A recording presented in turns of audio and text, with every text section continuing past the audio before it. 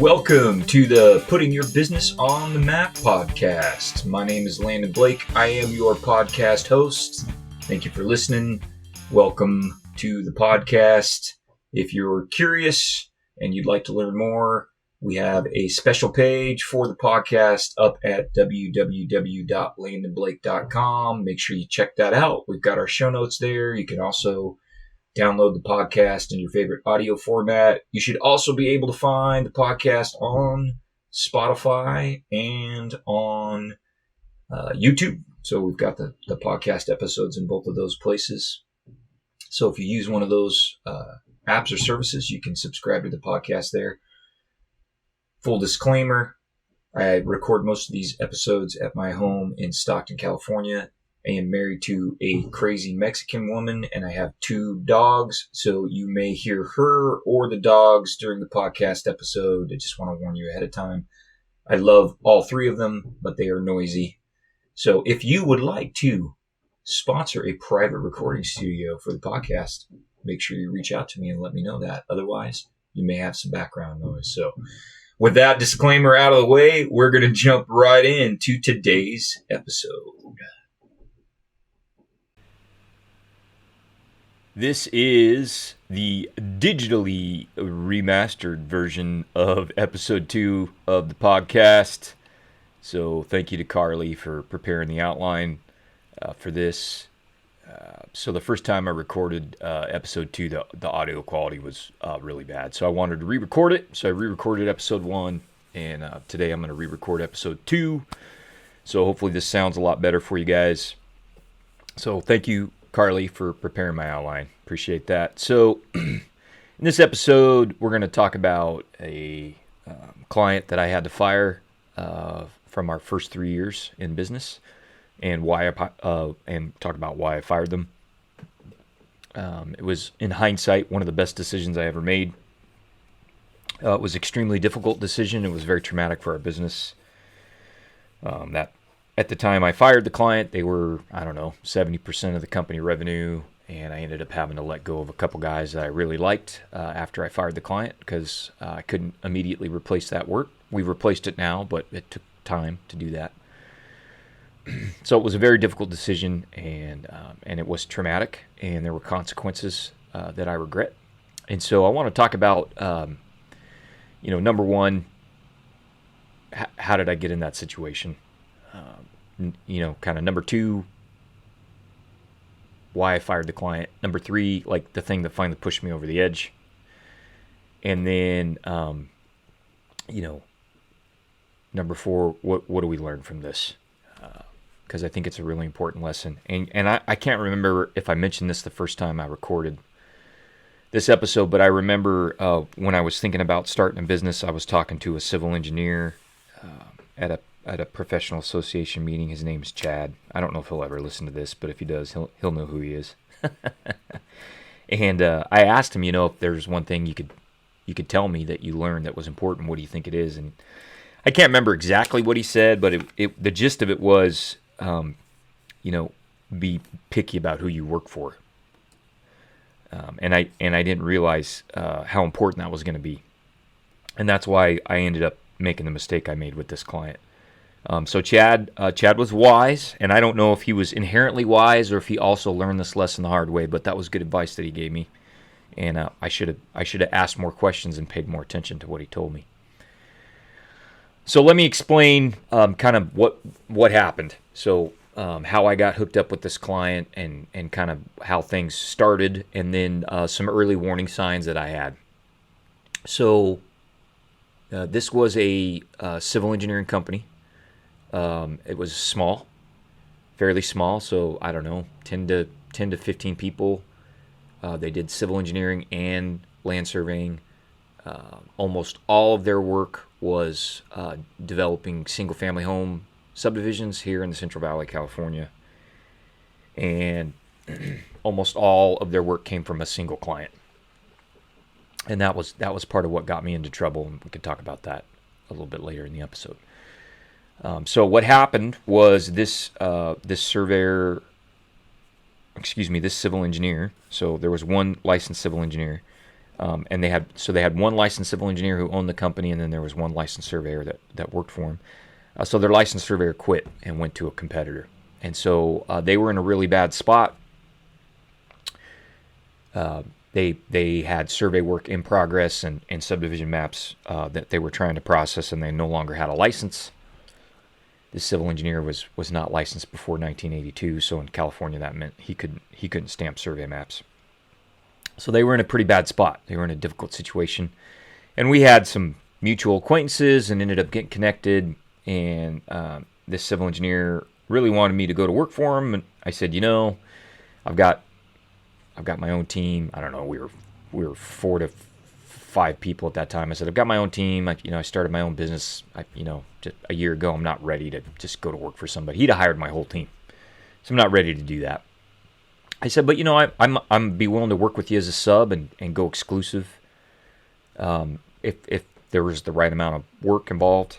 And I said I'm always willing to have a conversation. So we ended up having a couple meetings. My partner and I, Danny, excuse me, had a couple meetings with him, 2 or 3 meetings over the course of a month probably, and we ended up making an agreement. So we had a written agreement that basically said I would take over his survey work.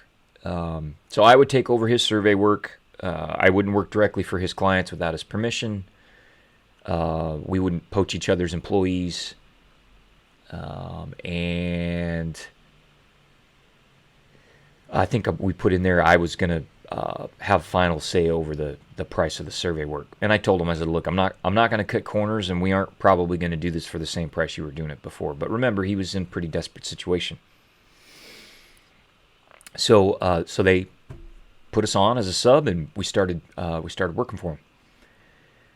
So we started out, doing $20,000 a month worth of work, doing boundary surveys and control surveys and subdivision maps, tentative maps, and final maps we call in California. And that number slowly went up. We were good at what we did, and we turned things around quickly, and we were giving them good pricing. I don't know. A year later, with that $20,000 a month had gone to $100,000 a month, probably. We were doing a bunch of work for those guys, and he liked us, and the client liked us. Now, I think that's one of the things I wanted to talk about was how did I let this happen, and so that's the first reason. I don't think I'm a stupid person. This was a really bad thing for my business. It almost cost me the company. So how did I let this happen? Like, this is my fault. And I don't blame the civil engineer, and I don't blame anybody that worked for me. I'm the one that decided to go into business with this fella, and I'm the one that allowed it to go on way longer than it should have. So how did I let that happen? So that's one thing that got me into trouble was, I was like the frog you boil alive, right? You don't put him in a scalding hot pot of water or he'll jump right out. You put him in a cold pot of water and slowly turn up the heat. So this started small, 10 or 20 grand a month.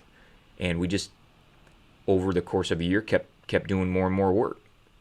So it was gradual. I think in hindsight, if he'd have come to me and said, I have $2 million of survey work for you, I'd have put that relationship and the contract terms, payment terms under way more scrutiny. I didn't understand when we started that it was going to be that much work. And so I got myself in a little bit of trouble there. So it was gradual. So that's something now that I look out for. We needed the work. So this was about a year after COVID. That year of COVID was really hard. I started the business like a month or 2 before COVID shut the whole economy down in the U.S. And so we were starving. And this guy had a lot of work, and I needed it. So that got me into trouble. And then the third thing I think is he was super friendly, very personable, the civil engineer. And I enjoyed spending time with him, and he made me feel like his friend. Now, in hindsight, I don't think we were friends. And I think, although I don't think he was malicious, I think he he used that warm relationship we had to take advantage of me and my team, I think, in hindsight. And I should have been on guard, and I wasn't. So what that taught me is I got to be careful about. I got to be careful when I'm doing business with people that want to pretend like they're my friend. Now, I do have friends that I do business with. So I had some great friends that I do business with, and I enjoy working with them. They treat me well. This fella did not treat me well. And when I would confront him about that, he would act hurt and offended, like I had betrayed a friendship, and I think that was a negotiating technique that he used against me pretty successfully for a long time. So how did I let it happen? It was gradual. I really needed the work. This guy pretended like he was my friend, and I think maybe manipulated that a little bit. So that's part of what happened there. Now, from the very beginning, there were some warning signs that maybe this relationship wasn't going to go well, and I ignored those. So I want to talk about what those early warning signs were, so that you know to look for them, and of course I know how to look for them now. So one of those warning signs, I'm going to give you 5. Number one, he would always bicker with me about the budgets, and that was frustrating because we agreed early on that I was going to price the work, and I think we were very competitive. He was getting good value from us, obviously, because he kept increasing the amount of work that we did, but he would always bicker with me about the budget. So he would do this really irritating thing where he would pull out his calculator, and then he'd want to, calculate the number of hours with me, and he wasn't a surveyor. He hadn't, he didn't do field work. He didn't understand the technology we were using, and he always wanted to price things based on hours. And I run a business where we price things on value, not hours. So, for example, one of the things he and I would argue about quite a bit was he assumed a survey that took 3 days to perform, delivered in a week, was the same price as a survey that took 3 days to perform that was delivered in 6 months. And I would always tell him, it's not just the amount of time it takes, it's when you want it. It's just like when you go to the post office, if you can ship the same 2-pound package. If you want it there tomorrow, it's way more expensive than if you'll let them ship it there a week or 2 weeks from now. And so he just didn't understand that concept. He could not wrap his brain around it. And that caused a lot of heartache because, as we'll talk about in a minute, he was super disorganized. And so he was always in crisis mode and wanting things at the last minute. So he would bicker with me about budgets and nitpick my pricing. So that was from the very beginning. So that was a warning sign. The second thing was he wanted 24/7 access to myself and my team. Any time of day, he expected me to answer the phone, but that was not reciprocated. So he would want 24-hour access to me, but when he was late paying a bill and I tried to get a hold of him, it was like trying to grab a hold of a ghost. So that was not reciprocated. And in hindsight, what I realized was he wanted to treat me like an employee. When I wasn't his employee, I was his sub. You don't get 24/7 access to a sub normally, unless you're paying for that privilege, and he wasn't. So that was an early warning sign. I even made the mistake of moving in this gentleman's building. So we were working together closely, and he just sweet talked me. We had outgrown our office space, and I needed some new space, and he talked me into moving into his building, sharing his building, which we paid for. We rented some of that space, and that was a horrible mistake because once I was in his building, he felt free to drop by and interrupt my day whenever he wanted, and that was a problem. So the third warning sign is he would frequently demand extra services that were outside of the scope, but he didn't want to pay for it. So we would write pretty tight scopes, and he would constantly ask and expect for extra work. A good client doesn't do that. So he was not. Now, and let me just tell you, I'm okay with occasionally doing an extra for a good repeat client and not charging, but this was all the time, every job. And a lot of times what he would tell me is he'd say, well, I need a little extra on this one, but you can make it up on the next one. And then, the next job would come and then he'd be getting his calculator out, right? So I never was able to make up the extra that he wasn't paying for. So the fourth thing, and I mentioned this, is he was super disorganized. Personally, he was superly disorganized. His business was super disorganized. And I didn't understand how much extra work that was going to cause. So a disorganized client, when you're doing that much work for them, that disorganization causes a lot of heartache, and it causes you, as the sub-consultant, a lot of extra coordination and management time. And I wasn't getting paid for any of that. And just as an example, I would go to meetings 2 or 3 times a week with this gentleman's team, and we were working on anywhere from 10 to 20 different land development projects with him at any one time, and I'd show up at the meeting, and he'd be asking me where we were at on all these projects.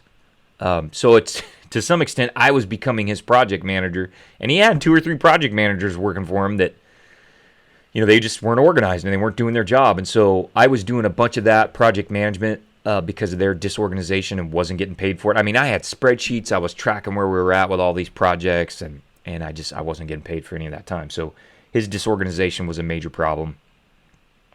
And the other thing was, I just had a really hard time getting him to take responsibility when there was an issue on a project. He immediately wanted to blame my team, and he had a really hard time, owning his part of that, which made the relationship a challenge. And I tried to do a good job of owning my team's mistakes, because we weren't perfect, and I still try and do that when we're in business. When we make a mistake, we try and take ownership of that. And he would not do that. And so that also got to be a problem. So those were some early warning signs. And so that's things you can look for if you're a consultant. So let me just run through that list again, because it's important. He always nitpicked my budgets. He expected 24/7 access to me and my team, but he didn't reciprocate that. He regularly demanded out-of-scope services, but didn't want to pay for those. He was super disorganized, and he would not take responsibility for his own team's shortcomings when there was a problem on a project. So I did this with him for more than a year, probably a year and a half. I waited way too long to fire him. I feel bad about that. It cost me and my partner and my team a lot of money, and caused us a lot of pain and suffering. So what happened to make me finally fire this guy? There were 2 or 3 different things that happened. So I'll tell you those. And this all 3 of these things happened within the space of, let's say, probably 2 weeks. So things just kind of came to a head. And my partner Danny and I had already been talking about when it might be necessary to end this relationship. So he came to me on a Friday at 3:00 with an emergency. I think he needed some monument preservation work done, and he wanted it done over the weekend. He wanted it ready to go on Monday, and he had been making a bad habit of this. Remember I told you he was disorganized? And I told him, I said, hey, I keep having to work my people on the weekends for you. I don't want to do that. That's not the kind of lifestyle I want my folks to have. You need to get your crap together so this doesn't happen. I said, I'm going to take care of it this time, but I'm going to charge you double because you need to break this habit, and that's how I'm going to get you to do it. And he said, how much is it? And I said, it's $7,500 to go take care of this emergency for you this weekend. And that was double what I would have normally charged, but I was tired of doing it. And he pitched a fit. And he said, I'm not paying that. I said, no problem. I'm going to send my people home for the weekend then. And he said, okay, I'll pay it. And I prepared a task order, said $7,500 right on the task order. He signed it. I worked my team the weekend. I'm included in that. So we worked Saturday, did a bunch of work, got everything prepped and ready for him on Monday. I delivered him the document he needed to get his permits Monday morning. I went over Monday afternoon to get payment because he was already late on some other bills. And so I went over to get payment.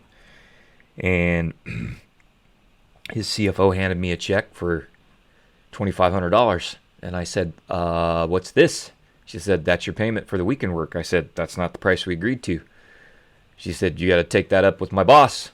So I went upstairs and saw the boss, and I said, hey, we agreed to $7,500. That's what's in the task order. Why am I only getting $2,500?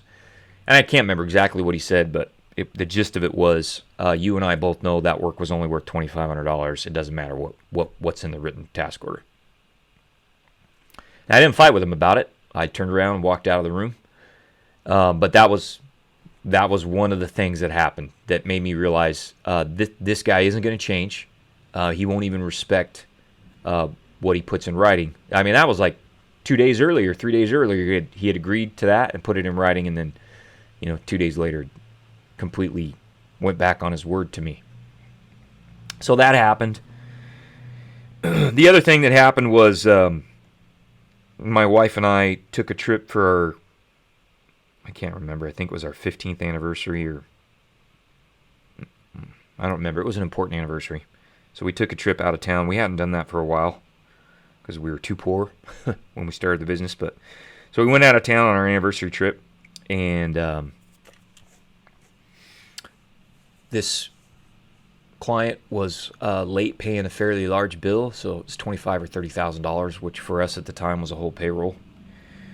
And so my client called me and said, "Hey, these guys didn't pay us when they said they would," and it ended up meaning I couldn't pay my people on time. We've only done that a few times. That was one of the times, and I was super upset and stressed out. And I was so stressed out. He basically, and I shouldn't have let this happen, but it basically ruined the whole anniversary weekend. I was on the phone with my business partner and on the phone with him and with the CFO, and I let him ruin my, what should have been an enjoyable weekend for my wife and I. I don't take very many vacations, hardly ever, and I let him ruin that. So that was an eye opener for me. I realized at that point that I was in a very unhealthy relationship with this client, and that I couldn't allow it to continue. So the last thing that happened of the three things, and this, like I said, this was all within the space of a couple weeks, was he came to me for a price for some land descriptions he needed for some easements on a land development project. I think there were some utility easements. I can't remember. And so I gave him a price for those. I think he needed 3 or 4 of them. And he came back to me and he said, I think this is, more than it should be. And I said, well, I understand that, but I'm busy and that's what it costs. I said, if, you told me you were going to let me price this work.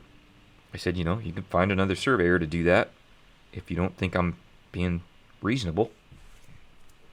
And a couple days later, he came down to my office with a stack of land descriptions that he had personally written, and he said, I need you to sign and seal these.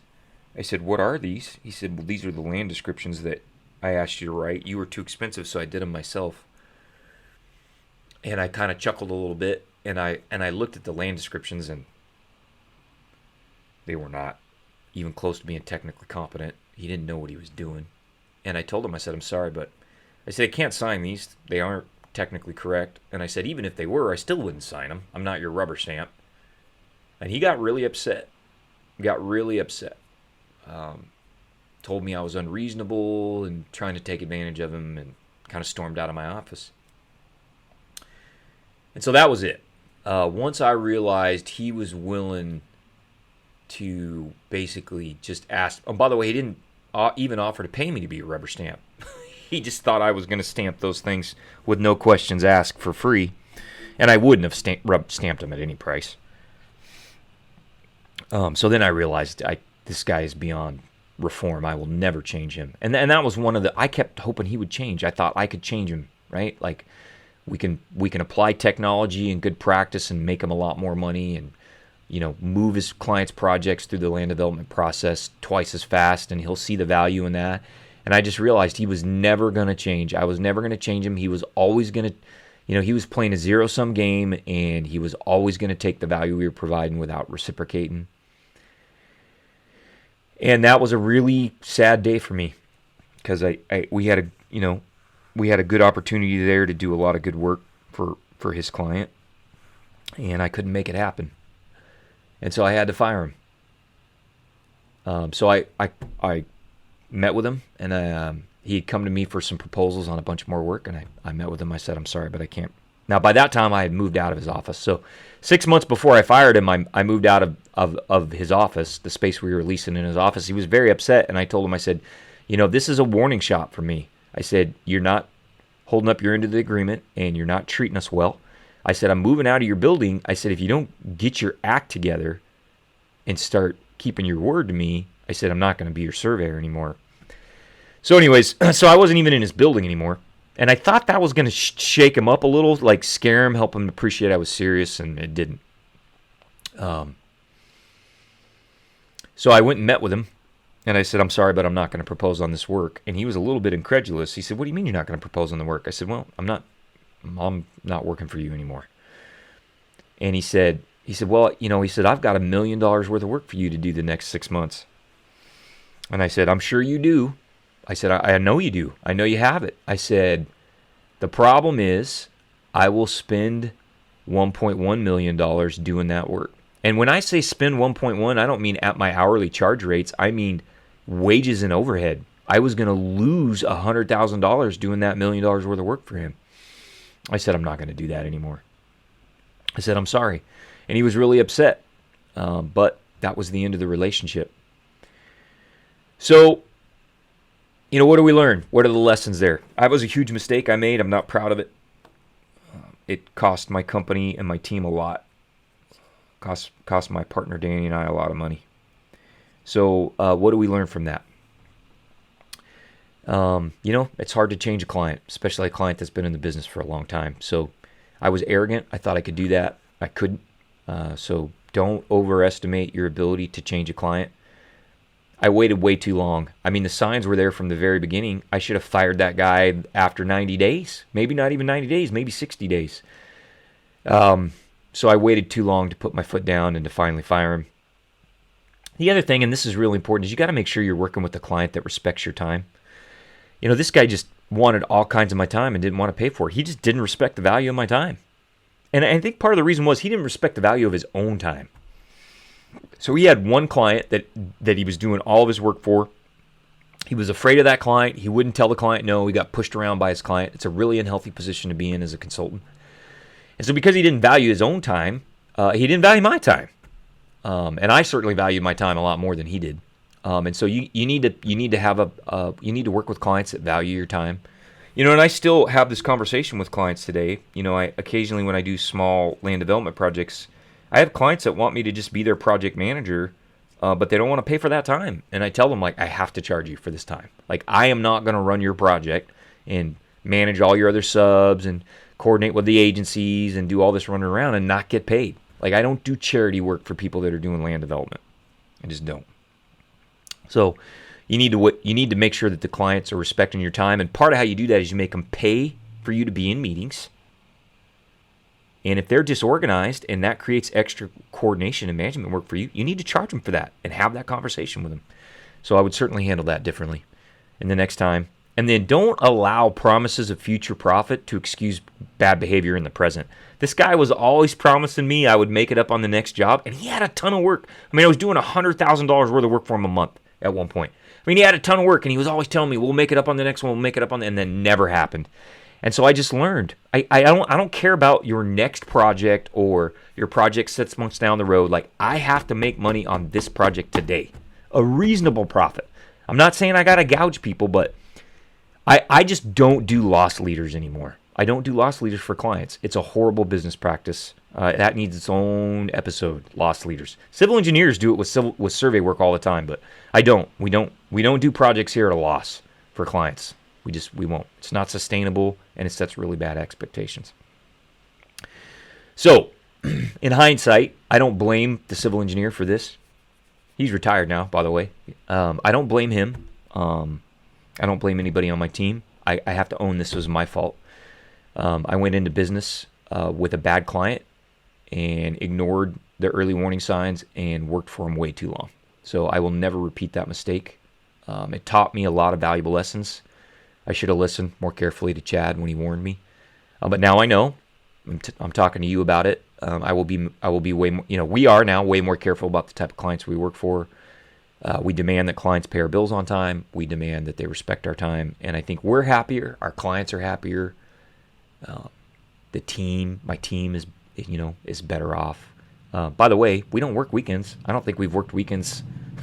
My team hasn't worked weekends since I fired that client. So our quality of life is better. We don't crisis manage. And he was always in a state of crisis management. So anyways, there you go. I hope that helps some folks. I hope the audio quality on this episode is a lot better. And if you're starting out as a surveying or mapping consultant and you're starting out your business, don't be afraid to fire clients. You have to do it sometimes. This is not the only client I've fired.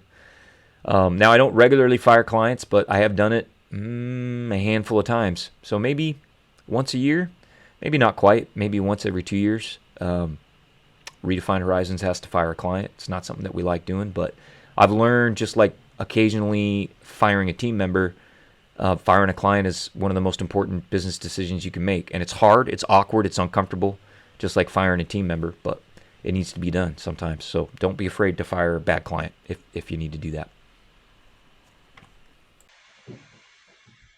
That's going to wrap up our episode for today. Once again, I want to thank you guys for listening. Appreciate that. Don't forget, you can check out the podcast, download episodes, view show notes at www.landonblake.com. You can also subscribe to the podcast on YouTube and Spotify. If you would like to be a guest on the podcast or you have a suggestion for a future topic for an episode, please don't hesitate to reach out to me. You can find my contact information all over the web. Landon Blake, I'd love to hear from you, and we will catch you guys on the next episode. Thanks.